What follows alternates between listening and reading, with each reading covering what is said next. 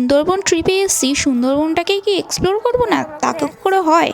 আমরা গেছিলাম সুন্দরবনে, আর সেখানে গিয়েই সেকেন্ড দিন একটু এক্সপ্লোরেশনে বেরিয়েছিলাম গ্রামটা কেমন।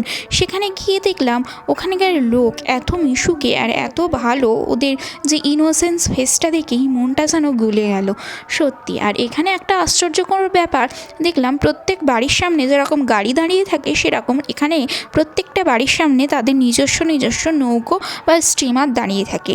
এরা ভোরের বেলা করে ওঠে, মাছ ধরতে চলে যায়। একটা কাকুকে তো দেখলাম, বলল যে আমি কাঁকড়া ধরে এনেছি, প্রায় 8 দিন পরে বাড়ি এসেছি। তাহলে ভাবতে পারছেন এদের জীবনযাপন কতটা স্ট্রাগেলময় আর কতটা কষ্টের। এখানে যেরকম স্ট্রাগেলে জীবন এরা কাটায়, সেরকম এখানকার পর্যটকরা এদের এখানে আসলে এদেরকে মনোরঞ্জন করার দায়িত্ব পুরো এদের। যেমন এখানে দেখতেই পাচ্ছেন কিছু কাকু কাকিমারা এখানে ও তাদের লোকগীতি আমাদের সামনে প্রেজেন্ট করছে।